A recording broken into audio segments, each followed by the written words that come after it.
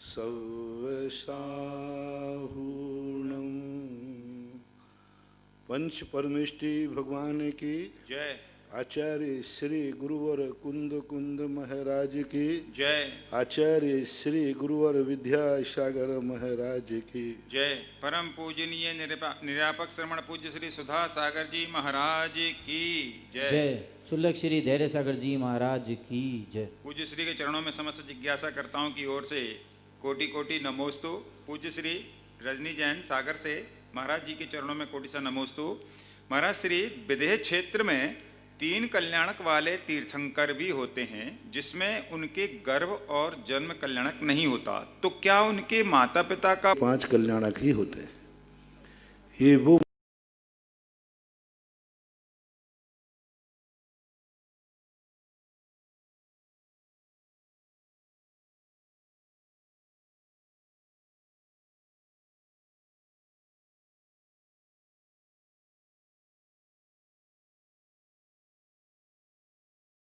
महामना होते हैं जो दीक्षा लेने के बाद अथवा गृहस्थ अवस्था में आने के बाद तुरंत तीर्थंकर प्रकृति का बंद करते हैं और उसी भाव में तुरंत तीर्थंकर प्रकृति का बंद उदय हो जाता है।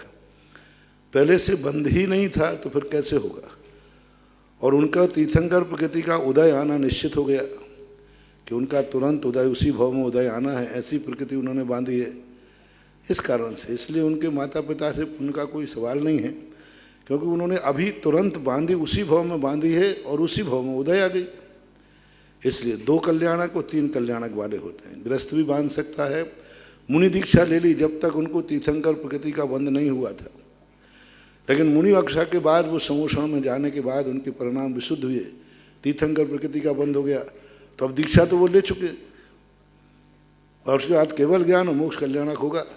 अब जन्म के उनके 10 अतिशय नहीं होंगे, शरीर उनका दुग्ध के समान हो नहीं होगा, क्योंकि तीर्थंकर अरहंत बनने के बाद क्या लाल क्या सफ़ेद कोई विकल्प नहीं होता। इसलिए जन्म के 10 अतिशय तो उनके वैसे ही कम हो गए। अब केवल ज्ञान के बाद के 14 अतिशय और 14 देवकृत, 10 केवल ज्ञान के, ये अतिशय उनमें होंगे। तो ऐसी एक व्यवस्था है, सैद्धांतिक व्यवस्था है। श्रीमती माधुरी जैन दमोह बनगांव जिला दमोह से महाराज श्री के चरणों में नमोस्तु। जब कोई महाराज जी, जब कोई दीदी या कोई माता बहन या कोई भैया दीक्षा लेते हैं तो उनका 16 श्रृंगार क्यों किया जाता है? वह तो वैराग्य की ओर बढ़ रहे हैं, फिर ये सब ढोंग क्यों करते हैं? पहली बात तो आपने ढोंग शब्द का प्रयोग किया, ये आपकी तुच्छ विचारधारा है, छोटा सा सोच है। रही बात, इसके संबंध में आगम में कोई उल्लेख नहीं है, कोई चर्चा नहीं है, कुछ भी नहीं है। लोगों की एक प्रभावना का मन होता है कि लोग दुनिया को ये देखें कि ये वैराग्य, ये जो किस प्रकार का राग श्रृंगार के साथ ये कितना कुछ अपना सौंदर्य प्रदर्शित करते, लेकिन आज ये सब इसको ठुकरा देंगे। उनको श्रृंगार करने का अर्थ होता है कि दुनिया जाने के कोई ऐसा कुबड़ मुबड़ नहीं थे, काले कुबड़े नहीं थे, कितनी सुंदरता को प्राप्त थे जो संसार बसा सकते थे, लेकिन संसार न बसाकर उसको त्याग कर दिया। ऐसा किसी ने ये वर्तमान में परंपराएं चला दी हैं। ये तो निश्चित है कि आगम में इसका कोई उल्लेख नहीं है, कोई शास्त्रों में उल्लेख नहीं है। शास्त्रों में जाते थे, दीक्षा लेते थे, तुरंत दीक्षा हो जाते थे। उसके पहले ऐसा कोई नहीं होता था। तीर्थंकरों के संबंध में पालकी का आता है कि पालकी आती है, देवता आते हैं, कल्याणक मनाया जाता है, लेकिन वर्तमान में जो परंपरा चल रही है इससे कोई दोष भी नहीं है, मिथ्यात्व का दोष नहीं आना चाहिए। और उसके पहले का जो हो रहा, ठीक अति भी नहीं होना चाहिए। कई बार लोग उनको इतना सोना चांदी पहना देते हैं कि कोई डाकू देख लेता है तो दीक्षा के बाद फिर उन महाराज को पकड़ लेता है। एक महाराज के साथ ऐसे हुआ, उनकी बिनौली निकली, उनको लोगों ने बहुत सोना चांदी पहना दिया, श्रावकों ने लाके पहना दिया और चोरों ने देख लिया। उनकी दीक्षा हुई, दीक्षा के बाद बिहार हुआ, बिहार के बाद वो चोर उनके पीछे लगे और महाराज थोड़े से पीछे शौच के लिए गए उन्होंने पकड़ लिया, बोले बाबा जी वो माल कहाँ है जो तुम्हें चढ़ा था दीक्षा के समय। खूब जम के पिटाई की। महाराज ने कहा भाई वो तो माल हमारा थोड़ी होता था। उन्होंने नहीं माना, महाराज को कुआं में पटक दिया। 3 दिन तक वो कुएं में बैठे रहे, एक कंगनी पकड़ कर, सीढ़ी पकड़ करके, सीढ़ियाँ थी नहीं उस कुएं में।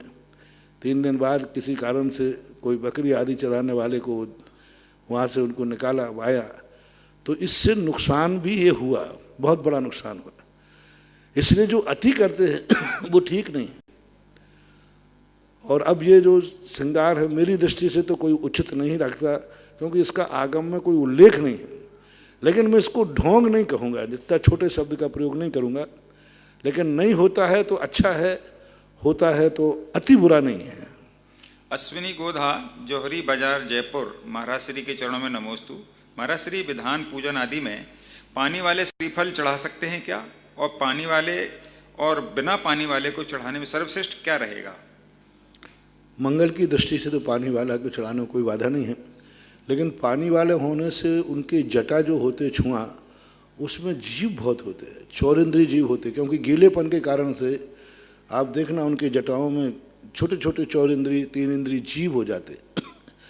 उन जीवों की विराधना की स्थिति कारण से सूखा श्रेष्ठ है। और वैसे चढ़ाने में सर्वथा निषेध नहीं करना चाहिए, थोड़ा सावधानी पूर्वक चढ़ाएं। अधिक समय तक यदि वो रखे, जैसे मान लो 8 दिन तक आपको विधान करना है, अभी 16 दिन पखवाड़े का विधान चल रहा था। अब इसमें यदि हम पहले दिन ही आप लोग गीले श्रीफल चढ़ा देते और उन्हीं के ऊपर प्रतिदिन चढ़ाते जाते, तो नीचे देखते इतने असंख्यात तो जीव पड़ जाते, असंख्यात जीव पड़ जाते।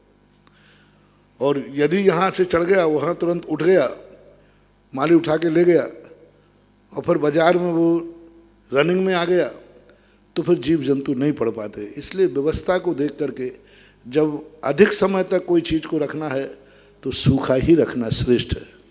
निर्मल जैन, अशोकनगर से नमोस्तु गुरुदेव। जिज्ञासा है, सर्वार सिद्धि के सभी देव द्वादशांग के ज्ञानी होते हैं, फिर भी 33 सागर तक तत्व चर्चा करते हैं। जब पूर्ण द्वादशांग के ज्ञाता हैं तो फिर चर्चा किस बात की करते हैं?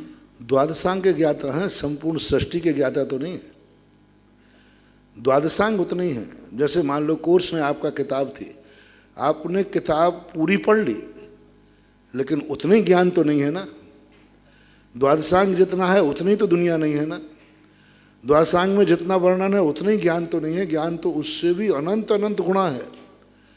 तो जितना उनको ज्ञान है उसके बाहर का उसको आधार बना करके, जैसे उन्होंने लिख दिया कि धर्म द्रव्य के संबंध में, अब धर्म द्रव्य कैसा विस्तार है, क्या है, कैसी चर्चा है, तो चिंतन अनंत होता है, उसका कोई पार नहीं हो रहा। एक तत्वार सूत्र है, उस पर कितना चिंतन।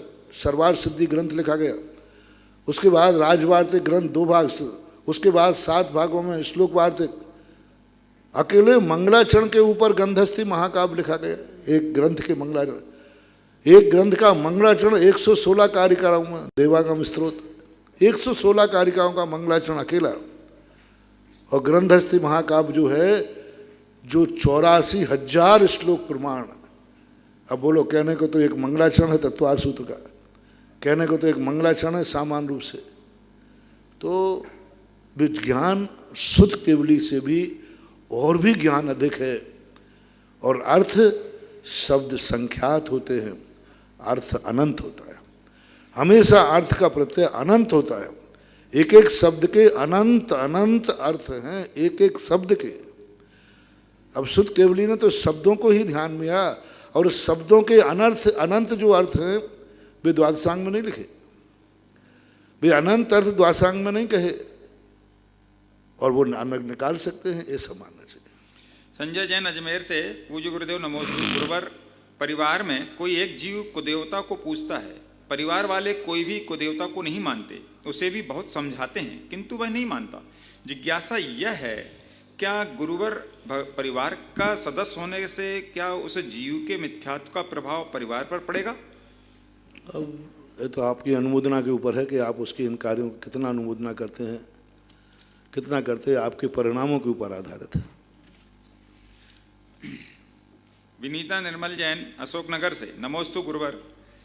परमाणु स्कंद कैसे बन जाते हैं? परमाणु स्कंद कैसे बन जाते हैं एवं क्या सभी परमाणु स्कंद बनते हैं? स्निग्ध रूक्षत्वाद बंधः। स्निग्ध और रूक्ष ये दो गुण ऐसे होते हैं पुद्गल में जिनके कारण से बंध होता है। सभी परमाणु स्कंद बन जाते हैं, ऐसे विचारधारा दो प्रकार के आचार्यों का मत है। एक आचार्य कहते हैं कि ऐसा कोई भी परमाणु नहीं है जो पहले कभी स्कंद ना रहा हो। पूज्य ब्रह्मा स्वामी महाराज भेदा दणु, अणु की उत्पत्ति भेद से होती है। लेकिन अन्य शास्त्रों में ऐसा वर्णन भी आया है कि कितने अनंत परमाणु ऐसे हैं जो आज तक स्कंद को प्राप्त नहीं हुए और आगे भी नहीं होंगे, योग्यता है उनमें। तो इन दोनों मतों के संबंध में अपन कोई एक मत का निर्णय नहीं कर सकते, दो आचार्यों के मतों को स्वीकार करके करना चाहिए कि हो भी सकते हैं और नहीं भी हो सकते। आदि कुमार जैन बंड नागपुर, महाराज जी के चरणों में नमोस्तु। जिज्ञासा है, मुनिराज और आरिका माता जी जब एक स्थान से दूसरे स्थान पर जाते हैं तब उस क्रिया को प्रवास कहना चाहिए या विहार? प्रवास तो हम ग्रस्तों का कहा जाता है, कृपया समाधान दीजिए। बिहार जो कहलाता है, जब चल रहे हैं तब बिहार है, रुक गए हैं तो प्रवास है। आज रात्रि में महाराज का प्रवास कहाँ है? आज दोपहर में महाराज का प्रवास कहाँ है? तो रुकने के नाम को, स्थान को प्रवास बोलते हैं और चलते हुई सड़क पे चल रहे हैं तो बिहार बोलते हैं, सीधा सा है। रूपेश जैन भोपाल, नमोस्तु महाराज जी। प्रश्न है, शांति धारा के कलश पर श्रीफल रखना उचित है कि नहीं? क्योंकि कुछ लोग कहते हैं उसकी जटाओं में जीव होते हैं, इसलिए गोला या श्रीफल। कोई बात नहीं, यदि ये दृष्टिकोण है तो रख लीजिए, लेकिन श्रीफल रखने से कोई मिथ्यात्व का दोष नहीं हो गया। थोड़ा साफ कर लीजिए, थोड़ा देख लीजिए, देख कर रख दीजिए। रख लिया है तो नुकसान नहीं, और ये दृष्टि है कि गोले में कोई दोष नहीं तो गोला रखने में कोई बाधा नहीं। चांदी का रखो ना, काहे झगड़े टंटे में पड़ते हो? चांदी का श्रीफल बना लो, हमेशा एक श्रीफल चलता रहेगा जिंदगी भर, वही का वही रखते जाओ। ये बार बार श्रीफल बदलने की अपेक्षा एक चांदी का श्रीफल बनाओ और उस पर रखते जाओ हमेशा के लिए, ठीक है ऐसा। विजय जैन मुंबई, मुनिश्री के चरणों में बारंबार नमोस्तु महाराज जी। क्या अरिहंत और सिद्ध की आत्मा जीव द्रव्य के अलावा अन्य पांचों द्रव्य से मुक्त हो जाती है या बस पुद्गल द्रव्य से मुक्त होती है?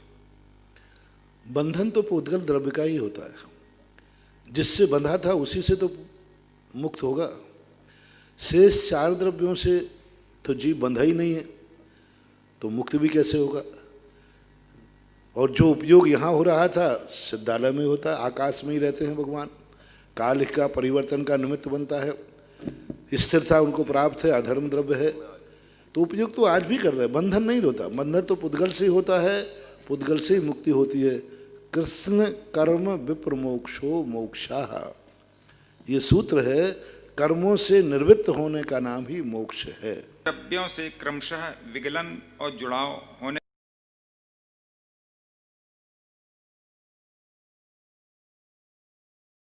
का मुख्य कारण है ज्ञान अज्ञान? नहीं, अब ज्ञान और अज्ञान की परिभाषा नाना प्रकार की है।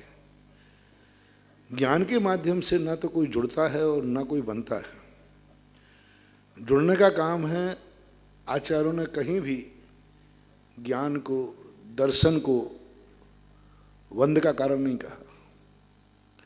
शास्त्रों में यही कहा है, रत्तो बंधदिकम्मो मुंचद जीवो विराग संपन्नो ऐसो जनो विदेशो तम्मा कम्मेशु मारज्य। राग और द्वेष से ही बंध है और राग द्वेष के अभाव से ही मुंचदी विराग संपन्नो, विरागता ही मुक्ति का कारण है। ज्ञान तो शाश्वत अविनाशी आत्मा का गुण है, वो ना बंध का कारण है और ना नजरा का कारण है। जब जीव बंद करता है तो बंद के साथ हो जाता है, जब जीव बंद को छोड़ देता है तो आत्मा के साथ हो जाता है। राग द्वेष जब करता है व्यक्ति तो वही ज्ञान, कहा ना, ज्ञान ही भव का मूल है, ज्ञान ही भव का कूल। राग सहित प्रतिकूल है, राग रहित अनुकूल। ज्ञान का स्वभाव है, जिसकी संगति में जाता है उस रूप वह अपना रूप धारण कर लेता है। मिथ्यात्व की संगति में जाता है तो वही ज्ञान गुण अज्ञान रूप पर्याय निकालता है। सम्यक दर्शन के मति ज्ञान के रूप में जाता है तो मति ज्ञान, शुद्ध ज्ञान के रूप में जाता है शुद्ध ज्ञान। इसलिए बंध का कारण जैनाचार्यों ने ज्ञान को न मान करके राग द्वेषादि भावों को माना है। महेंद्र जैन, पत्रकार, इंदौर से। नमोस्तु गुरुदेव। ऐसा माना जाता है कि जिसकी कुंडली में शनि, दिमाग में मनी और जीवन में दुश्मनी हो, वह हमेशा परेशान और विचलित रहता है। महाराज जी, हम कुंडली में शनि, दिमाग में मनी और जीवन में दुश्मनी हो तो हमेशा परेशान रहता है, विचलित रहता है। महाराज जी, हम इन बाधाओं को पार करके कैसे चैन को प्राप्त कर सकें अपने जीवन में? तो कुंडली में शनि तो सभी के होता है। शनि तो कहीं ना कहीं तो विराजेगा, कहीं ना कहीं तो रहेगा। यदि शनि उच्च का शनि है तो तुम्हें फायदा है। कौन कहता है शनि बुरा होता है? मैंने कहा ना कि वो शनि भी एक, शनि बहुत अच्छा ग्रह है। सारे ग्रहों में सबसे ईमानदार शनि है, क्योंकि वो रिश्वत नहीं लेता। वो कहाँ, वो किसी से प्रभावित नहीं हो। उसको तो कहता है जिसने जैसा किया मैं उसको दंड दूंगा। लोग शनि को इसलिए बुरा मानते हैं कि वो समझौता नहीं करता, वो लूज नहीं। वो कहता सिद्धांतवादी है, जिसके पीछे पड़ जाएगा तुमने किया है तो तुम्हें सजा दे के रहूंगा, तो उसको गलत मानते लोग। शनि का प्रभाव पड़ता है तो वो अपने कर्मों के कारण से वो हमें दंड, वो तो न्यायाधीश है। न्यायाधीश सजा देता है, लेकिन वो सजा आपको देने का भाव नहीं करता। सजा देने वाला तो आपका अपराध है। शनि एक बहुत बड़ा न्यायाधीश होता है जो पापियों को पाप का दंड देता है। मनी बुरी हो ऐसा कोई नियम नहीं दे। यदि मनी बुरी होती तो चक्रवर्ती जैसे, सबसे ज़्यादा तो मनी तीर्थंकरों के पास थी, चक्रवर्तियों के पास थी, लेकिन उनको मनी से कोई टेंशन नहीं हुआ, मोक्ष को प्राप्त हुए। कोई भी चीज़ को एकांत से बुरा मानना ये बहुत बड़ी भूल है हमारी। बुरा वस्तु नहीं होती, बुरी हमारी नीयत होती है। नोट बुरा नहीं है, नोट का जो नीयत बुरी है वो बुरी है। इसलिए इन सब चीज़ों को यदि अपन पॉजिटिव बना लें तो इनसे बहुत सकारात्मक ऊर्जा मिलती है। बहुत।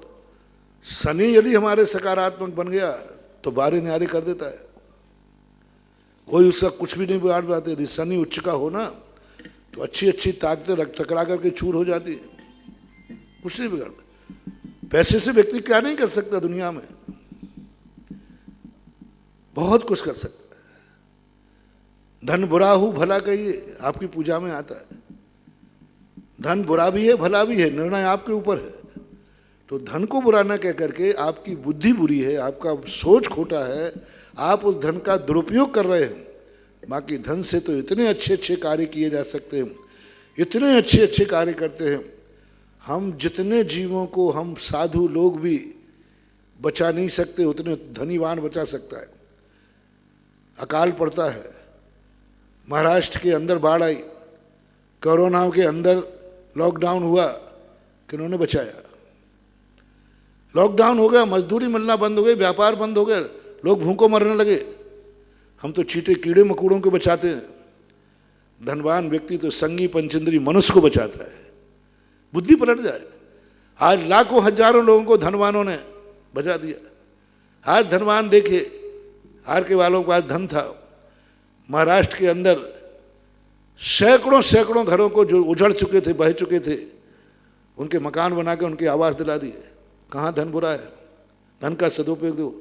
आज भूल मजदूर लोग कहते हैं कि हम तो बर्बाद हो गए थे, मरना निश्चित था, कौन हमें बना दे, कोई नहीं बनाता। लेकिन एक धनवान ने अपनी धन का सदुपयोग किया और महाराष्ट्र के अंदर सैकड़ों सैकड़ों मकान बना दिए। आज वो ऐसे जो गुण गाते हैं कि हे भगवान, संसार के धनवान सदा अमर रहें, हम गरीबों की चिंता करें। एक धनवान हजारों को जीवन दान दे सकता है। एक धन के माध्यम से व्यक्ति हजारों लोगों की बीमारी की दवाई करा सकता है। एक धनवान व्यक्ति, बस धन बुरा नहीं है, धन को उपयोग करने की नियत ही चाहिए। यदि अपनी नियत सुधार ले तो धन तो बहुत अच्छी चीज़ है। मनी से टेंशन नहीं, मनी के उपयोग करने की कला सीखना चाहिए। यही होता। दूसरा क्या था? धन, मनी और दुश्मनी। दुश्मनी। दुश्मनी के संबंध में तो मैं सदा कहता हूँ कि जिंदगी में कोई दुश्मन ना हो तो एक दुश्मन जरूर बना के रखना। निंदक नीरे राखिए आंगन कुटी छवाए, नीतिकारों ने कहा। यदि अपनी जिंदगी में यदि राजनीति में विपक्ष नहीं हो तो जो पक्ष जीत के आता है ना, वो पूरे देश को पैसे खा जाए। विपक्ष के कारण, विपक्ष के कारण से, क्योंकि उनको मालूम है मैं गड़बड़ किया विपक्ष चिल्लाएगा। ऐसी अपनी जिंदगी में एक दुश्मन होना चाहिए, वो जागृत करता है, सावधान करता है। जहाँ कांटे होते हैं वहाँ व्यक्ति जागता हुआ चलता है, और जहाँ फूल होते हैं वहाँ सोते चलता है। इसलिए कांटे होने दो ना, जागने दो। दुश्मन बुरा नहीं है। दुश्मन को यदि अपन सही ढंग से उपयोग करें, दुश्मन सदा मूर्ख होता है। दुश्मन सदा मूर्ख होता है, ये ध्यान रखना। आप लोगों से सबसे कह रहा हूं, दुश्मन सदा मूर्ख होता है। उसी की मूर्खता के कारण से ये व्यक्ति जागता है और सावधान रहता है, नहीं तो ये तो जागने का सवाल ही नहीं उठता। वो दुश्मन के कारण जागता है, सावधान रहता है। वो समझता है कि मैं इसका विनाश करूंगा, नहीं, तेरे कारण से वो सावधान है, उसका विनाश हो ही नहीं सकता। इसलिए दुश्मन को कभी भी ज्ञानी मत मानना, उससे तो लाभ ही लाभ होते, क्योंकि वो हमें सावधान करता है, जागृत करता है, और हमें कोई गलती करने से उसका डर हमें गलती से रोकता है। जिसका डर हमें गलती से रोके वो तो हमारा भला ही कर रहा है। पूज्यवर ज्ञान सागर महाराज ने वीरोदय महाकाव्य में लिखा कि इस काव्य के आलोचकों की मैं बहुत प्रशंसा करता हूँ, कम से कम भी दोष वो निकाल देंगे तो हमारे ग्रंथ में अच्छी अच्छी चीज़ें बच जाएंगी। दुश्मन की दृष्टि सदा दोषों पर होती है, और दोषों पर दृष्टि होने से हम उस दोष को अपने अंदर आने नहीं देंगे, क्योंकि दुश्मन की दृष्टि है तो तुम निर्दोष बन जाओगे। ऐसे दुश्मन, मेरी दृष्टि से तो, मेरा सोच तो यही है कि दुश्मन हमें हमेशा ऊंचाइयां देता है। जितने राजा महाराजा हुए, इन्होंने जो ऊंचाइयां पाई हैं, यदि श्री राम के जीवन में रावण नहीं होता तो आज रामचंद्र जी की ख्याति, पारसनाथ के पीछे कमठ नहीं होता तो 24 तीर्थंकर भी हुए। 24 तीर्थंकर हुए, उन्होंने इतनी प्रसिद्धि नहीं पाई। कमठ नहीं होता पारसनाथ के पीछे तो शायद कह नहीं सकते। जितने महान आत्मा हुए, चाहे आप कितने, आज वर्तमान में चंद्रगुप्त को उठा लीजिए, सम्राट अशोक को उठा लीजिए, बड़े बड़े पुराने प्रागकालीन तीर्थंकर महापुरुषों को उठा लीजिए, इन सब की प्रसिद्धि के पीछे कोई ना कोई दुश्मन का घात है। जिस व्यक्ति के पीछे दुश्मन पड़ा है वह व्यक्ति नियम से ऊंचाइयों पर पहुंचा है, ऊंचाइयों पर पहुंचा है। इसलिए दुश्मन, कबीर ने बहुत सही लिखा, दुश्मन नहीं हो तो एक आध दुश्मन बना के रखा करो। यदि तुम्हें लगे कि इस हमारा कोई दुश्मन दुनिया में नहीं है तो एक आध दुश्मन जरूर बना लेना, क्योंकि दुश्मन जैसा अच्छा आदमी मित्र सुलाता है, दुश्मन जगाता है। कौन अच्छा है?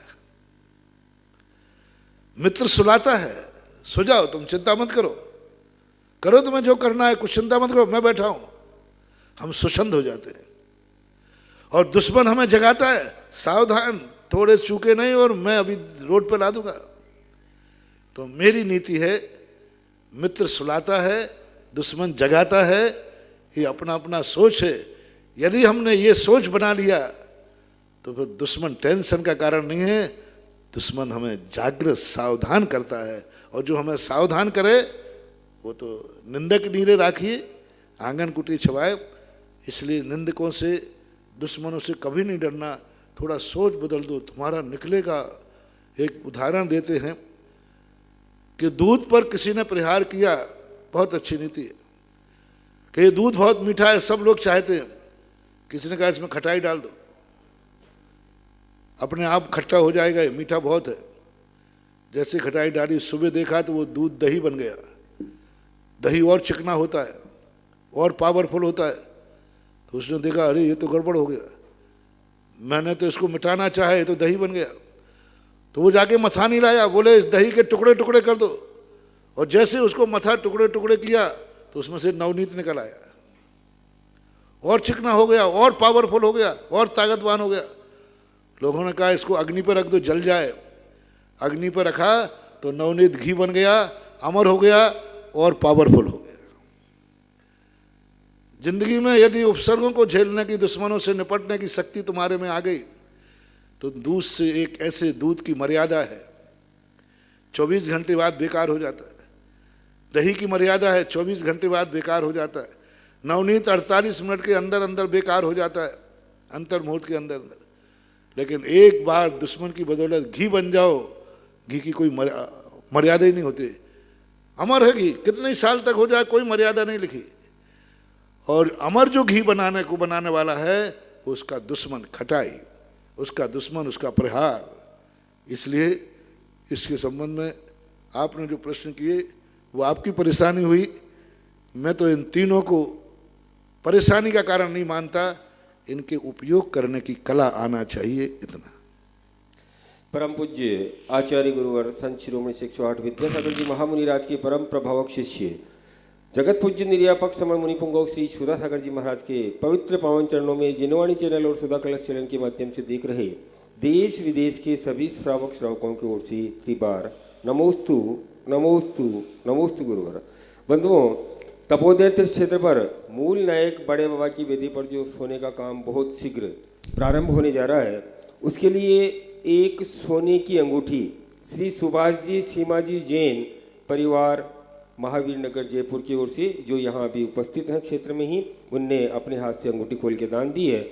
और 5,001 रुपये की राशि निधि जैन की ओर से असीमकालीन भक्तावर विधान जो यहाँ तपोदय क्षेत्र पर चल रहा है, उसके लिए 51,000 रुपये की न्यौछावर राशि से श्रीमान ज्ञानचंद जी, नवनीत जी, अविनाश जी, मांगीलाल जी जैन सोनी परिवार बूंदी और चंद्रोदय तीर्थ चांदखेड़ी में भी असीमकालीन भक्तावर विधान जो कि कल सुबह यहाँ प्रारंभ होने जा रहा है और उसके बाद असीमकालीन तक चांदखेड़ी चंद्रोदय तीर्थ में वहाँ हमेशा आपके नाम से विधान जिन जिन के भी नाम हैं होते रहेंगे। तो एक नाम का आज आया है श्रीमान सुनील चंद जी, श्रीमती इंदिरा, अमित, श्रुति, मिहिर, मिशिका, अदिति शिंगई परिवार हैदराबाद की ओर से कल सुनील जी का जन्म दिवस था और इस उपलक्ष्य में उनने ये विधान अपने करने का सौभाग्य प्राप्त किया है। और जो तीर्थ क्षेत्र पर गौशाला चल रही है, उसके लिए 5100 रुपये की राशि श्री दिगंबर जैन महासमिति महिला संभाग कोटा द्वारा 9 वर्ष के उपलक्ष्य में अध्यक्ष मधुश्वा द्वारा दान दी गई है। आप सभी के दान और पुण्य की अनुमोदना महाराज श्री पहली जिज्ञासा आज गौरव जैन इंदौर की ओर से है। नमोस्तु गुरुवर। गुरुदेव, प्रश्न यह है कि यदि कोई व्यक्ति विदेश में रहता हो, वो आ नहीं सकता हो या फिर कहीं का व्यक्ति हर वर्ष क्षेत्र आने में असमर्थ हो, तो क्या वह सहस्त्रकूट जिनालय में मूर्ति ले सकता है? बहुत अच्छी, कोई बात नहीं। कई बार होते हैं कि आप स्वयं करते हैं, ठीक से नहीं कर पाते हैं, तो कारज से भी कर सकते हैं, अनुमोदना से भी कर सकते हैं, क्योंकि आपके साधर्मी भाई भारत में रहते हैं। जो भी उसका अभिषेक पूजन करेगा वो आपका साधर्मी है, तो कोई बात नहीं। यहाँ तो आपको ये मालूम है कि वहाँ पूजा पाठ होगी ही होगी, तो ऐसा कोई विकल्प नहीं है, दे सकते हैं, कोई दोष नहीं। अगली जिज्ञासा है अरिहंत जी जैन चंडीगढ़ की ओर से। गुरुदेव के चरणों में 3 बार नमोस्तु। गुरुदेव, जीव का नैसर्गिक स्वभाव तो ज्ञान और दर्शन है, तो फिर वे कौन सी कर्म प्रकृतियां हैं जिससे किसी जीव का भव्य अथवा अभव्य होना तय होता है? यदि उन कारणों का पता लग जाए जिससे जीव अभव्यता को प्राप्त होता है, तो उनसे बचा जा सकता है क्या? ऐसा कोई उपक्रम? नहीं, कोई नहीं, कारण नहीं, कुछ सहज भाव होते, स्वभाव होता है। अब ऐसा कोई कारण नहीं। जीव, तुम जीव हो, ये भी किस कारण से हो? अनादिकाल से ज्ञान दर्शन है, तो भव्यत्व और अभव्यत्व ये पारणामिक भाव है, और पारणामिक भाव जो है पर निरपेक्ष होता है, ना कोई इसको मिटा सकता है और ना कोई इसको बना सकता है। इसकी उत्पत्ति अनादि अनंत काल से स्वाभाविक रूप से है, बिना कारण के। अगली जिज्ञासा है गुना से सुषमा जैन की ओर से। नमोस्तु गुरुवर। मेरी शंका है कि जब भगवान के नाम पर बच्चों के नाम रखते हैं, तो बीजाक्षर पर नाम रखने में क्या दोष है? पूज्य श्री कृपा करके। बीजाक्षर जो है किसी नाम का संकेत नहीं देते। बीजाक्षर व्यक्ति को किसी भी लक्ष्य की तरफ नहीं ले जाते, उसको जहाँ ढाल मिलेगा वहीं बढ़ जाए। बीजाक्षर के जो व्यवस्था है आपके संसार के काम का नहीं है। बीजाक्षर को हमें मोड़ना पड़ता है। किसके साथ मोड़ना, कैसे मोड़ना, वो एक साधक और मंत्र के साथ ही आपने देखा, मंत्रों के साथ में विशेष अनुष्ठान में ही बीजाक्षरों का प्रयोग किया जाता है। संज्ञा के रूप में बीजाक्षरों का नाम रखना थोड़ा ठीक नहीं रहता। कुछ संख्या, कुछ ऐसे बीजाक्षर हैं जैसे श्रीम, तो श्री, हिरी, धृति, लेकिन श्री बीजाक्षर नहीं है, श्रीम बीजाक्षर है। हिरी नाम है, वहाँ हिरीम बीजाक्षर है। तो ऐसे कुछ बीजाक्षर बन जाते हैं जिनको यथावत नहीं रखना चाहिए, उससे आगे जाकर उसके जीवन में दिक्कत पड़ सकती है, क्योंकि नाम का प्रभाव राशि के अनुसार होता है और बीजाक्षरों की फिर राशि निकालना और उनके साथ जो संयुक्त अक्षर हैं उनका अर्थ बैठालना मुश्किल पड़ जाएगा। क्योंकि जैसे मान लो आपने हिरिम रखा तो हा की राशि बीजाक्षर निकाल लोगे, उसके रा भी है, ई भी है और माँ भी है। अब ये 4-5 अक्षर मिलकर के उसके किस रूप में कहाँ ले जाएंगे नहीं कह सकते हैं। मेरी दृष्टि से बीजाक्षरों के नाम ना रखें तो ही अच्छा है, क्योंकि आपका गृहस्थ जीवन है, आप सांसारिक सुखों को छोड़ नहीं सकते, सांसारिक वैभव का त्याग कर नहीं सकते। आपको सांसारिक व्यवस्थाएं, कल के दिन उसको व्यापार भी करना है, धंधा भी करना है। हाँ, महाराज ही अकेला बनना हो तो फिर रख देना। अगली जिज्ञासा ऑडियो के माध्यम से। गुरुवर नमोस्तु नमोस्तु नमोस्तु। रमेश गदिया, गांधीधाम। गुरुवर, अभी पूरे देश में अपने संघ के सारे साधु चल भी रहे हैं और भीड़ भी उनके पास बहुत जुट रही है और बिहार भी चालू है। गुरुवर, दुनिया कहने लग गई कि आप पूज्यवर सुधासागर जी महाराज तो बहुत डरपोक है, उनको तो कोरोना से इतना डर लग रहा है कि किसी को आने भी नहीं देते। और जबकि वो कहते हैं, लोग कहते हैं कि वो इतने रिद्धिधारी और सिद्धि भी है, तो भी उनको इतना डर लग रहा है। तो गुरुवर, हम उनको क्या जवाब देवे कि आप हमको आने भी नहीं देते और रहने भी नहीं देते और बोले कि डरपोक कह रहे दुनिया आपको, पूरा संघ विहार कर रहा है। तो गुरुवर, क्या आपकी सिद्धि से भी कमाल नहीं होगा क्या गुरुवर? मुझे अपने देखो तो दुनिया मुझे अपने मुनि पद से इतना प्यार है कि मैं कोरोना से इसलिए डर रहा हूँ, क्योंकि इस पद पे, इस मुनि पद में एक एक दिन का, एक एक व्रत का मैं रिस्क नहीं उठाना चाहता।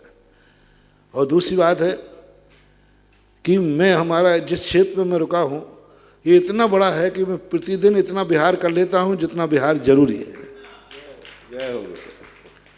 इतना बड़ा लंबा चौड़ा क्षेत्र है, 2-4 किलोमीटर सोच को कहीं चले जाओ तो इधर उधर चले जाओ तो हो जाता है। व्यवस्थाएं हैं, अब कैसे क्या है हम किसी के संबंध में कोई टिप्पणी नहीं करना चाहते, क्योंकि जो जहाँ जिनकी बहादुरी है। मैंने कब कहा कि मैं निर्भीक हूँ? मैंने तो ये कहा दुश्मनों से मुझे निपटने में डर नहीं लगता, लेकिन जहाँ रत्नत्रय का सवाल आता है वहाँ विचार करना पड़ता है। और आने जाने वालों को मैं इसलिए नहीं रोक रहा हूँ कि मुझे उनसे डर लगता है, मैं उनकी चिंता कर रहा हूँ कि तुम कल के दिन मेरे दर्शन करने आओगे और कहीं कुछ हो गया तो फिर बदनामी करोगे, महाराज के दर्शन करने गए थे तो ऐसा हो गया। तो ये भी एक प्रकार, क्योंकि तुम्हारा कोई भरोसा नहीं कब तुम चिट्ठ हो जाओ और कब पट हो जाओ। किसी को आशीर्वाद दो तो भी अच्छा हो जाए तो ठीक, बुरा हो जाए। और आज आपके आशीर्वाद ने दिया था फिर भी कुछ नहीं हुआ। शांति धारा करा दो तो भी ठीक, बिगड़ गया, महाराज शांति धारा कराई फिर भी वो मर गया। तुम लोगों को करुणा करना भी आफत है, बन जाए तो प्रशंसा है, और बिगड़ जाए तो ऐसी मजाक उड़ाते हो, ऐसी मजाक उड़ाते हो। देख लो भैया, शांति धारा कराई थी जो, जिसकी महाराज महिमा गाते हैं, महिमा गाते हैं कि शांति धारा में इतनी महिमा है, और उसी दिन कराई उसी दिन चल बसे। धर्म के ऊपर लोगों की एक इतनी कमजोर दृष्टि होती है, इतनी नाजुक दृष्टि होती है कि थोड़ा सा बिगड़ने पर धर्म के प्रति श्रद्धा उठ जाती है। मैंने कल परसों कहा था ना, दवाई कराते कराते व्यक्ति मर गया। दवाई पे भी लिखा था कोरोना की दवाई, दवाई पे लिखा था कैंसर की दवाई, दवाई पे लिखा था इस रोग की दवाई, वही दवाई खाते हुए मर गया। लोगों का दवाई पे से श्रद्धा नहीं उठा, लिखा था उस पर ये सर्दी की जुकाम, ये कोलेस्ट्रॉल की, ये शुगर की, सब दवाइयों पर नाम लिखा रहता है इसकी दवाई है, और उसी दवाई को खाते खाते मर गया व्यक्ति। तो भी दवाई वैसे किसी का श्रद्धा नहीं उठा। और धर्म क्रिया करते समय कहा कि नमोकार मंत्र से संकट दूर होता है, बीमारी दूर होती, शांति धारा से ये होता है, ये फलाने मंत्र से होता है। और यदि वो फेरते फेरते करते करते हो गया तो फिर देखो तुम्हारी श्रद्धा ऐसी घृणा में बदलती है, ऐसी घृणा में बदलती है, मजाक उड़ाते। देखा महाराज शांति धारा की महिमा गा रहे थे, वो तो मर गया, उसको तो नहीं बचा पाए, वो तो महाराज जी का भगत था, भगत। अरे भाई, वो भी तो डॉक्टर साहब का ब्याई जी था जो मर गया डॉक्टर के पास। वो डॉक्टर साहब का बेटा ही तो था, वो डॉक्टर साहब का बाप ही था जो मर गया। डॉक्टर का बाप मर गया डॉक्टर की दवाई देते देते, डॉक्टर का ब्याई जी मर गया डॉक्टर की दवाई देते देते, डॉक्टर साहब का बेटा मर गया, डॉक्टर साहब खुद ऑपरेशन करते रहे और बेटा मर गया, खुद दवाई देते रहे, बेटा मर गया, तो क्या उसकी अस्पताल बंद हो गई? धर्म क्षेत्र के संबंध में भी ऐसा ही जानना चाहिए। जैसे दवाई पे लिखा है ये रोग की दवाई है, पक्का है, लेकिन उसमें 10-20% ऐसा होता है कि वो दवाई कार्य नहीं करती, क्योंकि दवाई एक निमित्त है, उपादान भी तो चाहिए। बस ऐसे ही धर्म की क्रियाओं में है कि हर धर्म की रजा में हमेशा कोई ना कोई संकट निवारण की बात शक्ति छुपी है, लेकिन 10-20-25% रिएक्शन भी होता है, क्योंकि ये निमंत्र, ये सब निमित्त मात्र हैं, उपादान भी तो कोई चीज़ है। उपादान जब कमज़ोर होता है तो दवाइयाँ होकर के भी नहीं होती। महानुभाव, इन सब चीज़ों के लिए बहुत निमित्त और सावधान होना चाहिए, और कब किसको क्या करना है।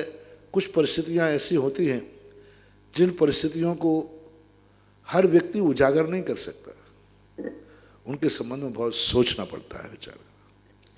अगली जिज्ञासा ऑडियो के माध्यम से, उससे पूर्व आप लोगों को एक सूचना देखो, या तो दो व्यक्ति सोच रहे होंगे महाराज बाहर निकले हैं और कोरोना पकड़े और महाराज जल्दी ऊपर जाएं, या तो मेरे से परेशान है वो बिहार कराना चाह रहा है। नहीं। हाँ, दो ही बात। जो व्यक्ति मेरे से परेशान है कि महाराज जी बाहर नहीं निकले, यही तो मौका था महाराज को ऊपर जाने का, क्योंकि महाराज बीमार होंगे और कुछ दवाई तो कर नहीं पाएंगे, तो ये पृथ्वी महाराज से रहित हो जाए, जिससे शांति हो जाए। ऐसे लोग भी हैं, ऐसी बात नहीं है, ऐसा नहीं है महाराज। और ऐसे लोग भी जो ये चलो कोई बात नहीं, बिहार तो एक ना एक दिन होना ही है, हो गई। मैं आप लोगों को सूचना देना चाह रहा हूँ, कल जो जिज्ञासा समाधान यहाँ हमेशा 6 से 7 चलता है, आपके टीवी पर कल शाम को 5 बजे से 6 बजे के बीच लाइव आएगा किसी कारणवश, तो आप लोग कल की जिज्ञासा समाधान 5 से 6 के बीच देखेंगे। और परम पूज्य श्री के आशीर्वाद से और परम पूज्य श्री के सानिध्य में ही चंद्रोदय तीर्थ चांदखेड़ी का असीमकालीन वक्तामर विधान कल सुबह 9 बजे तपोदय क्षेत्र पर परम पूज्य श्री के सानिध्य में प्रारंभ हो रहा है, और उसके बाद असीम काल तक चंद्रोदय तीर्थ चांदखेड़ी में वक्तामर विधान चलेगा। आप सभी लोग को दोनों सूचना दे दी है। अगली जिज्ञासा ऑडियो के माध्यम से। मैं स्वीटी गौरव छाबड़ा दिल्ली से, मेरे गुरुवर के चरणों में बारंबार नमोस्तु। गुरुवर, सर्वप्रथम मैं आपका आभार व्यक्त करना चाहती हूँ, क्योंकि आपने इस कोरोना काल में हम श्रावकों को न केवल अपना बहुमूल्य समय दिया, अपितु हमें धर्म करने के नए आयाम भी सिखाए। गुरुवर, इस कोरोना काल की विषम परिस्थितियों ने हम श्रावक को बहुत कुछ सोचने पर मजबूर कर दिया है। इन परिस्थितियों में हमारे बहुत से नियम खंडित हुए हैं, और अब जो वैक्सीन आ रही है उसे भी लेने में हमें अभक्ष्य सेवन का पाप लगेगा। इन सभी कारणों की वजह से मन में ग्लानि हो रही है और एक मन में अपराध बोध सा जागृत हो गया है। तो हम ऐसा क्या करें कि इस समय में खंडित हुए व्रतों का प्रायश्चित कर पाएं और मन में आई ग्लानि को शांत कर पाएं। नमोस्तु गुरुवर। इस कोरोना महाबीमारी ने व्यक्ति को संसार की औकात दिखाई, संसार का स्वरूप का प्रदर्शन किया। इससे लोगों के मन में अपने जो मोह की परिणति थी उसमें अंतर आया है। यानी लोगों ने धर्म को समझा, जो बातें धर्म में कही जाती थी वो आज लोग प्रत्यक्ष देख रहे हैं, और लोगों के मन में संसार के प्रति उदासीनता आई है, बहुत उदासीनता आई थी। जो दिन रात कमाने में लगे रहते थे, दिन रात कहते थे इसके बिना नहीं जी सकते, आज उसके बिना जी रहे। लोगों के मन में पहले था कि हम इसके बिना कैसे जिएंगे, लेकिन आज साल भर हो रहा है लोग जी रहे। लोग बहुत सीमित हो गए। लोग के 100 कपड़ों के बिना नहीं जी सकते, आज वे 4 कपड़ों में जी रहे। लोग कहते थे हम जब गाड़ी का त्याग के बिना नहीं जी सकते, आज महीनों तक घरों में रह रहे हैं, गाड़ी के बिना चल रहा है। मृत्यु दर क्यों घटी है? आज कोरोना के अलावा छोड़कर के अन्य मृत्यु दर घट गई चारों तरफ से, बहुत मृत्यु दर घटी है, क्योंकि नाना बीमारियां हो ही नहीं रही। लोग कहते हैं बाजार के खाए बिना कैसे रहेंगे? लोग 1 साल से बाजार का नहीं खा पा रहे, अपने घर में बना के खा रहा है जो कुछ भी है। आधी मौतें तो बाजार के खाने से होती थी। आज एक गाड़ियों पर, सड़कों के ऊपर वाहन की जो भीड़ थी वो कम हो गई। एक्सीडेंट से हजारों लाखों लोग मरते थे, वो खत्म हो गए। कितनी कितनी चीज़ों से कोरोना बीमारी में बचाव हुआ है। यानी मृत्यु दर सबसे खतरनाक थी कोरोना के दौर में। सारे भारत की मृत्यु दर, विश्व की मृत्यु दर तो नहीं कहूँगा, भारत की मृत्यु दर बहुत कम हो गई। जयपुर की भी एक दिन हमने बताया था कि किसी ने कहा था कि 3000 व्यक्ति पर मंथली मरते थे, 3200 रुपया, 3200 कुछ ऐसे बताए थे। और उस समय उन्होंने कहा था इस माह की जो मृत्यु दर है 800 है। 800 लोग मरे मात्र, और बाकी चल रहा था 3000, 2000, 3000, 3500 पर मंथली मरते थे। तो ये स्थितियों में अपन इसको बुरा ही नहीं मान सकते। ठीक है, एक ऐसी चीज़ है जो भयानक है, और जो नियम टूटे हैं वो नियम टूटे हुए नहीं माने जाते किसी परिस्थिति के अनुसार, क्योंकि नियम हम धर्म की रक्षा के लिए लेते हैं। नियम हम अपने धर्म की रक्षा के, और धर्म की रक्षा नियम तोड़ने में है तो वो टूटा हुआ नियम नहीं माना जाता। हमारे यहाँ इसको विवेक बोलते हैं। मंदिर जाने में यदि हमारे लिए रिस्क है कि जीवन खत्म हो सकता है, और जीवन खत्म के बाद मुझे मालूम है कि जो मैं यहाँ कर रहा हूँ आगे नहीं मिलेगा, तो एक दिन का मंदिर छोड़ देगा। हमारे यहाँ तो परिस्थितियों में आचार्यों ने मुनि पद छुड़ा दिए। जीवन भर का मुनि बनने का नियम लिया था पूज्यवर समंतभद्र महाराज ने। महाबीमारी आई, गुरु ने आदेश दिया कि नियम तोड़ दो। गुरुदेव, मैंने जीवन पर्यंत के लिए मुनि बनने का संकल्प किया था, मैं अपने मुनि व्रत पर ढेकू रहूँगा, मैं मर जाऊँगा। बोले नहीं, मरने की अपेक्षा नियम तोड़ना श्रेष्ठ है। जैन दर्शन जहाँ ये कहता है मर जाओ लेकिन नियम मत तोड़ो, मर जाओ नियम नहीं तोड़ो, वहीं पर कुचित कदाचित शास्त्रों में जब जीवन का सवाल आया, हानि लाभ का सवाल आया, तो उन्होंने कहा बच जाओ चाहे नियम तोड़ दो। तो जैन दर्शन अनेकांतमयी है।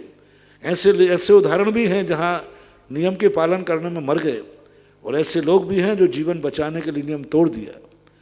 इसलिए, और सबसे बड़ी नियम टूटा है, ये गिलानी होना ही प्रायश्चित है। अपना नियम टूटने पर गिलानी हो जाना ही प्रायश्चित होता है। उसको आगे फिर सुधार लेंगे, अच्छा समय आएगा ही आएगा। देर है लेकिन अंधेर नहीं है, इतनी बात है। तैयार रहेंगे सुशील कुमार जी, जैन बांसवाड़ा। महाराज श्री अनिल जी पटवारी बिजुलिया की ओर से जिज्ञासा आई है। पूज्य गुरुवर के चरणों में नमोस्तु। महाराज श्री, आज सुबह आपने प्रवचन में बुद्ध के बारे में बताया, जो कि ब्रिज बिशप नाराज सैनन के धारी थे, क्योंकि उन्होंने चतुर्थ काल में जन्म लिया था। प्रश्न है कि ब्रिज बिशप नाराज सैनन क्या होता है? क्या चतुर्थ काल के सभी मनुष्यों में ये ब्रिज बिशप नाराज सैनन होता है? ये जन्म से प्राप्त होता है या तपस्या के द्वारा प्राप्त होता है? कृपया समाधान करें। वज्र विषम नाराज संगनन का अर्थ होता है शरीर की हड्डियों की मजबूती। जैसे आप कोई तखत बनाते तो पायों के ज्वाइंट होते हैं, वहाँ कोई कील से जोड़ देते, कोई खांचा बना करके फंसा देते हैं, फिर कोई एक कील ठोक देते हैं उसमें, फिर एक लोहे का पट्टा लगा देते हैं, और पांचा बोलते हैं से पट्टा लगा। इसी प्रकार से हड्डियों के जो ज्वाइंट होते हैं ये कीलों से, और ऊपर से एक बहुत अच्छा मोटा पट्टा लगा देते हैं जो जल्दी फ्रैक्चर नहीं होता, जल्दी वह हाथ नहीं टूटता, कोई खींच करके अलग नहीं कर सकता। टूट तो सकता है, जल सकता है, लेकिन जल्दी नहीं करेंगे, टाइम लगेगा। तो एक शक्तियों की हड्डियों की मजबूती का नाम संगनन होता है, और सबसे ज़्यादा संगनन वज्र विषम नाराज संगनन वालों को ही मोक्ष होता है। चौथे काल में सभी का वज्र विषम नाराज संगनन हो ऐसा कोई नियम नहीं। चौथे काल में 6 संगनन होते हैं, और 6 प्रकार के लोग वहाँ सब में पाए जाते हैं। लेकिन बौद्ध के संबंध में ऐसा आता है कि उनकी शक्ति तो थी, लेकिन बिल्क पावर उनका कमज़ोर था, वो नहीं बना पाए, दिगंबरत्व चर्या का पालन नहीं कर पाए। क्योंकि दिगंबर चर्या वज्र विषम नाराज संगनन वाला सहन कर ले, ऐसी कोई बात नहीं। मन की शक्ति होती है, शरीर की शक्ति के साथ साथ मन की शक्ति होती है। मन की शक्ति दृढ़ आ जाए, वही सुकुमार हैं जिन्हें एक सरसों का दाना चुभता था, वही सुकुमार हैं जो सियालनी अपने नाखूनों से शरीर को लौंच के खा रही है, फिर भी चीख भी नहीं निकल रही। जो सड़कों के दाने पर चीख निकल जाती थी।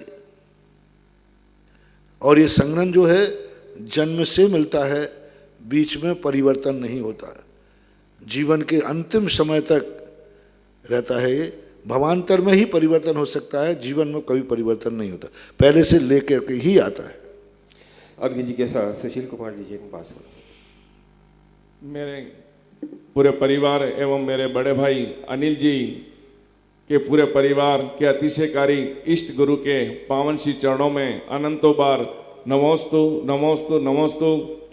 भगवान, हम इतने दूर खड़े हैं कि आपकी दृष्टि हम तक नहीं पहुंच पा रही होगी, लेकिन हमेशा आपके चरणों में हम दोनों को, हमारे पूरे परिवार को जगह मिली रहे, इस भावना के साथ आज हम दोनों भाई यहाँ पर आए। शांतिधारा की, पार्श्वनाथ भगवान की, और यहाँ पर शांति विधान में भी हमने सहभागिता निभाई, शांति विधान किया। तो भगवान, जिज्ञासा ये है कि इस पूजा और इन जो विधान हमने किए हैं, शांतिधारा की है, इसका विज्ञान क्या है, और इस शांति विधान और पूजन से हम हमारे जीवन को किस प्रकार बदलाव लाएं और इसको निमित्त बनाएं, ये हमारी जिज्ञासा है भगवान। विज्ञान, सबसे बड़ा विज्ञान ये है मन का आनंद, आह्लाद। दूसरा विज्ञान ये है कि किसी भी वस्तु को देख करके हमारे मन में एक ऐसे हार्मोन्स पैदा होते हैं, वे हार्मोन्स हमारी शक्ति को बढ़ाते हैं। डाकू को देख करके भय के हार्मोन्स पैदा होते हैं, नष्ट हो जाती जो शक्तियां हैं, श्वेत कण हैं, जो हमारा पावर है। जितनी देर हम भयभीत रहते हैं वह शक्तियां हमारी नष्ट हो जाती हैं, और एक बार का डरावना व्यक्ति को महीनों क्या जिंदगी भर भोगना पड़ता है, सदमा बोलते हैं। और महान आत्माओं के सामने जब हम जाते हैं तो हमारे अंदर ऐसे हार्मोन्स पैदा होते हैं, ऐसी शक्तियां जागृत होती हैं जो बड़ी बड़ी नकारात्मक ऊर्जा के करने की क्षमता रखते हैं। भगवान के सामने जब कोई व्यक्ति जाता है तो भगवान के सामने जाने वाला व्यक्ति किस भावना से गया? यदि वो भगवान को भगवान भगवत शक्ति मान के गया है तो उसके अंदर अलग प्रकार की हार्मोन्स पैदा होंगे तुरंत, एक क्षण में। शरीर में कुछ ऐसे टेसू होते हैं जो प्रति क्षण मिटते हैं और प्रति क्षण बनते हैं। जैसा निमित्त आता है, आपने देखा, आपके सामने जैसे दुश्मन आता है शरीर कांपने लग जाता है, पूरे शरीर में हार्मोन्स, पसीना छूटने लग जाता है, ब्लड प्रेशर बढ़ जाता है। तुम्हारे सामने जैसी तुम्हारा प्रिय वस्तु आती है, तुम्हारे अंदर तुरंत सेकंड में ही राग जाग जाता है, पूरे शरीर के अंदर राग का स्पंदन होना शुरू हो जाता है।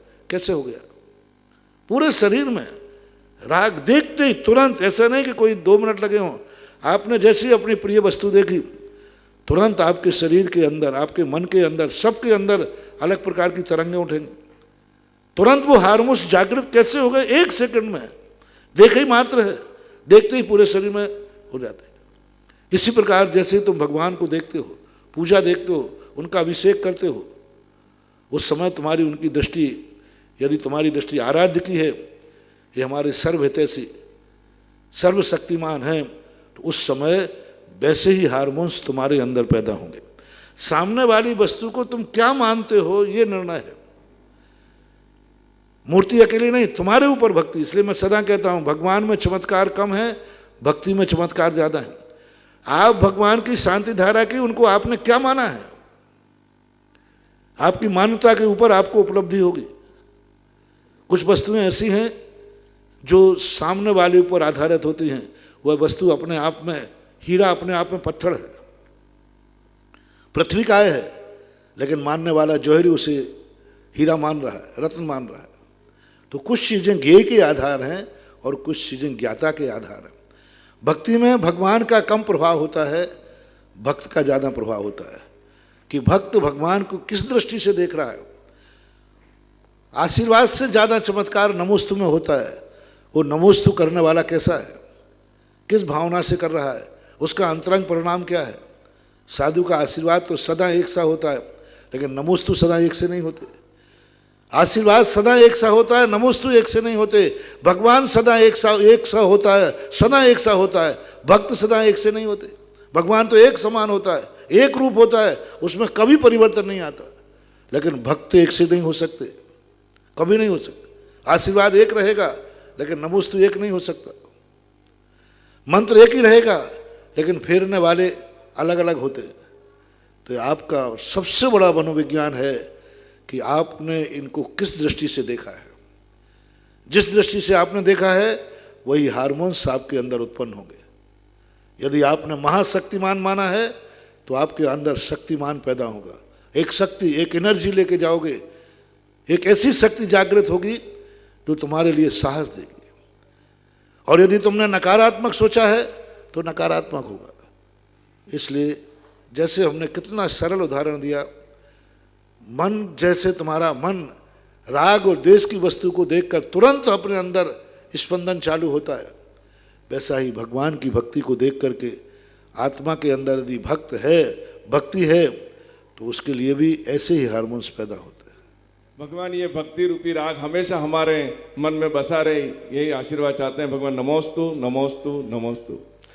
बंधुओं, मात्र कल का दिन बचा है, 2020 जाएगा और 2021 नया वर्ष आ जाएगा। परसों सुबह जैसे ही सूर्य की किरण निकलेगी, हम सभी लोग नए वर्ष 2021 में प्रवेश कर जाएंगे। और मेरी भावना है कि सभी लोग तपोदय तीर्थ क्षेत्र के मूल नायक बड़े बाबा पार्श्वनाथ भगवान का दर्शन, अभिषेक, शांति धारा और पूजन करें, ताकि नया वर्ष आपका मंगलाचरण मंगलमय हो और पूरा नया वर्ष आपका मंगलमय बीते। और आज जिन लोगों ने अपनी भावनाएं भाई है 1 तारीख को मूल नायक की अभिषेक और शांतिधारा करने का सौभाग्य प्राप्त किया है, मेघावत बदामी लाल जी, श्रीपाल जी, महेंद्र कुमार जी, जैन खांदू कॉलोनी बांसवाड़ा 11,000 रुपये की राशि से। पचोरी रविंद्र कुमार जी, सोनलाल जी, जयंती देवी, मनीषा, प्रेक्षा, लवीश, जैन खांदू कॉलोनी बांसवाड़ा। पचोरी धनपाल जी, विजय जी, कल्पेश जी, पुनीत जी, जैन खांदू कॉलोनी बांसवाड़ा। मिंडा ललित कुमार जी, मोतीलाल जी, थानला सूरत। देवड़िया हितांश जी, संजय कुमार जी, जैन अहमदाबाद। मलावत संभव Kumar ji, Virendra Kumar ji, Jain Khandu colony Banswara. Doctor Prabhakar, doctor Alka, doctor Rishabh, Pavi Jain, Sethi परिवार, रिजेन हॉस्पिटल सांगानेर जयपुर। स्वर्गीय श्री रतनलाल जी, मलखू देवी जी, सुभाष चंद्र जी बगड़ा की पुण्य स्मृति में खेमचंद, प्रेमलता, मंजू देवी, सुरेंद्र कुमार एवं समस्त बगड़ा परिवार सुजानगढ़। कुसुमलता, कपिल, वर्षा, खुशी, सोनवी, विवान जैन, करकरदुमा दिल्ली। विजय कुमार जी, जैन सह परिवार नागपुर। सुरेश कुमार जी, मंजू देवी, कासलीवाल, गुवाहाटी आसाम। प्रभाकर, काशीनाथ, कविता, ऋषभ, प्रज्वल जैन, बस्व कल्याण कर्नाटक। श्री चांदमल जी, प्रभुलाल जी, वर्धमान जी, प्रकाश, नीरज, प्रसून, अंशुल, प्रियांशु, नीतीश, अनुराग, मुदित, अभय, ठग एवं समस्त ठग परिवार बिजोनिया। मनोरमा देवी, आरुषि कुमारी, स्वप्निल जैन, रावत भाटा हरसोरा परिवार। संबोध, कल्याण जी, नितिन, सुमित, खांदू कॉलोनी बांसवाड़ा। मोहिनी, प्रतीक, छाया, दक्ष जैन, कठारिया परिवार टीकमगंज अजमेर। आभार निमित्तार्थम प्रदीप जैन, आरोग्यार्थम राजनांदगांव।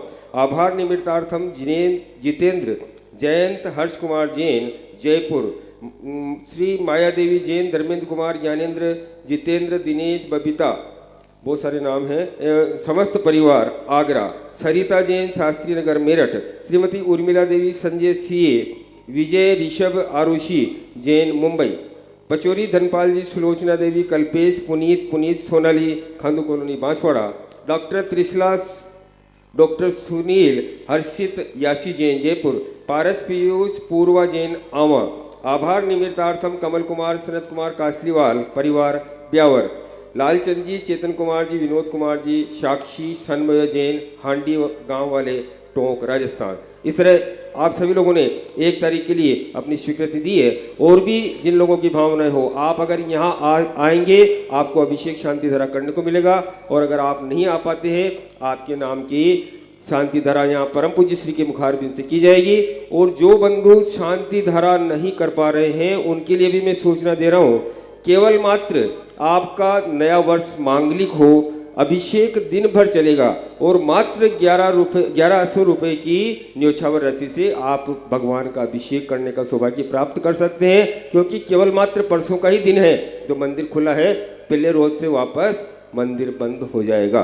तो सभी लोग जिनकी भावनाएं हो अपनी अपनी भावनाएं बनाएं और शीघ्र से शीघ्र यहाँ हमें सूचना दे। अगली जिज्ञासा ऑडियो के माध्यम से ऑनलाइन। मेरे एवं मेरे परिवार के आराध्य गुरुदेव के चरणों में बारंबार नमोस्तु। मैं वर्षा जैन बांसदेही बेगमगंज जिला रायसेन से हूँ। महाराज जी, ये जिज्ञासा मेरी नहीं मेरी नानी की है। महाराज जी, जो अजैनों के यहाँ अगरबत्ती लगाते हैं पूजन या आरती में, तो महाराज जी अपने जैनों में क्यों नहीं लगाते? अपने यहाँ घी का दिया और कपूर ही क्यों जलाते हैं? कृपया जिज्ञासा का समाधान करें। हर व्यक्ति की अपनी अपनी सांप्रदायिक विचारधाराएं हैं।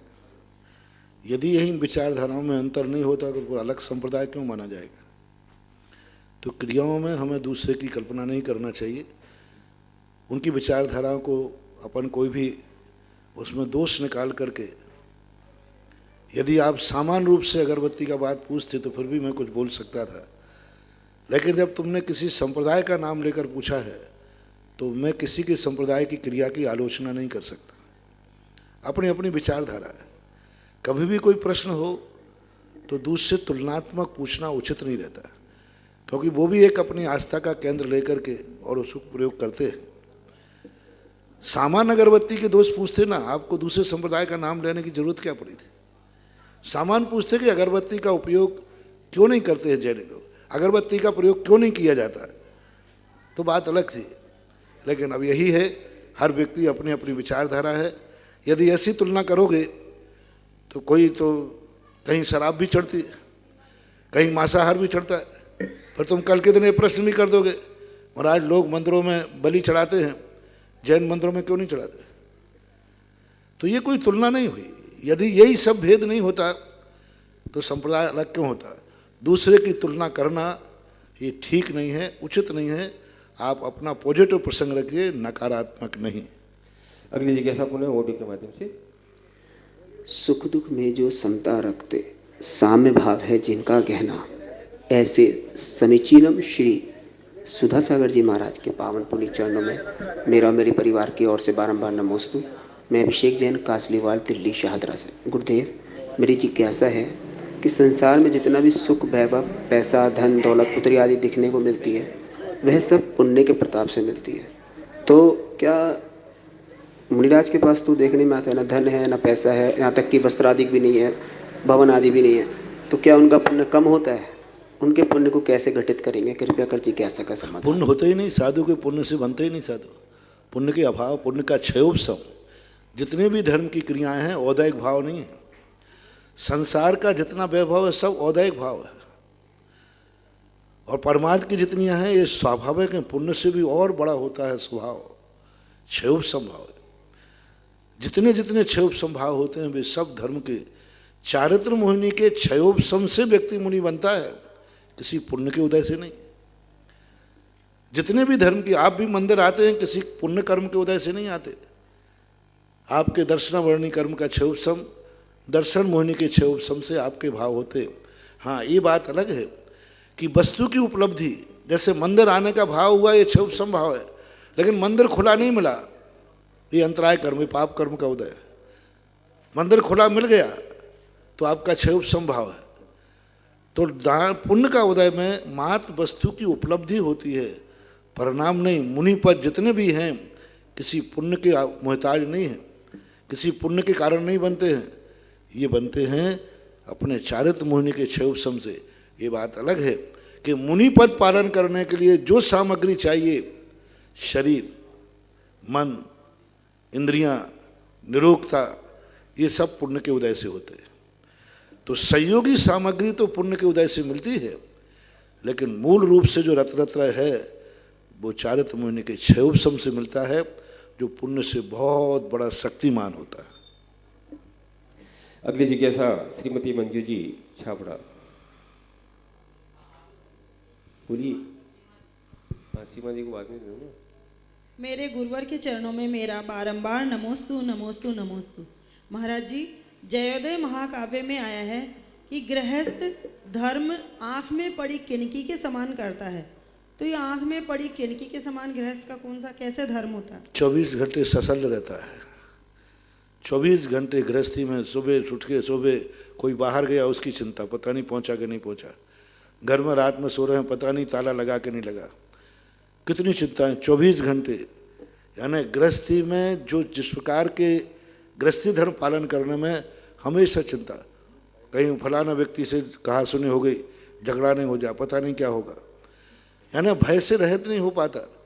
24 घंटे गृहस्थी में उसको कोई ना कोई शल्य लगी रहती। वो कहते ना, दाम बिना निर्धन दुखी, तृष्णा वश धनवान, कभू न सुख संसार में, शब्द देखो जान। यानी कोई ना कोई धनवान गरीब है, धन के बिना सुख दुखी है, और अमीर है तृष्णा से सुखी है और उसकी रक्षा से दुखी है। अब जैसे प्रातःकाल कहा था ना, अब सोना मिल गया, पैसा मिल गया, अब चिंता है कोई चोर नहीं मिल जाए रास्ते में, लूट नहीं ले। अब इनकम हो गई, आपको पैसा मिल गया जो चाहते थे, लेकिन अब रास्ते में जाते जाते किरकिरी है, अंधेरा हो रहा है, कहीं कोई चोर नहीं आ जाए, कहीं लूट नहीं ले, ये कहलाता है। ये उद्देश्य उन्होंने किया, गृहस्थी में व्यक्ति निर्विकल्प नहीं हो सकता, इस बात को बताने के लिए उन्होंने इस शब्द का प्रयोग किया। आज की जिज्ञासा समाधान का समय ये समाप्त होता है। बंधुओं, हमारे बीच में उपस्थित है doctor Prabhakar ji, doctor Alka ji, doctor Rishabh जी, पवी जैन सेठी परिवार सांगानेर जयपुर। आपने चातुर्मास स्थापना के समय एक भक्ति कलश यहाँ विराजमान किया, नहीं, आपने जो 16 दिवसीय शांति मंडल विधान है उसका कलश की स्थापना और 16 ही दिन तक यहाँ पर शांतिनाथ महामंडल विधान किया था। तो 16 इन्होंने पहले से याद नहीं दिलाया, 16 दिन तक इन्होंने पूरा पहले दिन से आगे गए, और 16 दिन तक जो विधान की अखंडता थी, पहले एक एक दिन का विधान था, इनके आते ही ये 16 दिन का यज्ञ हो गया। जय हो। क्योंकि हमने पहले सोचा था कि एक एक दिन के लिए आएंगे तो एक एक दिन का ही यह मारना होगा, और प्रतिदिन ये मारना बदल जाएगा क्योंकि पूजा करने वाले बदल जाएंगे। लेकिन प्रभाकर से भी डॉक्टर साहब आए तो हमने कहा अब मारना प्रतिदिन नहीं बदलना पड़ेगा, और ये यज्ञ का रूप दे लिया। ऐसे परिवार के लिए मेरा आशीर्वाद। कलश के लिए भक्ति कलश परम पूज्य श्री के आशीर्वाद से लेते हुए, और आपने 2 कलश 23 श्रीफल की राशि से 16 दिन का महामंडल विधान यहाँ किया। तो तीर्थ क्षेत्र कमेटी की ओर से भी मैं आपके पुण्य की अनुमोदना करता हूँ। आज परम पूज्य श्री की आहारचर्या का सौभाग्य प्राप्त किया।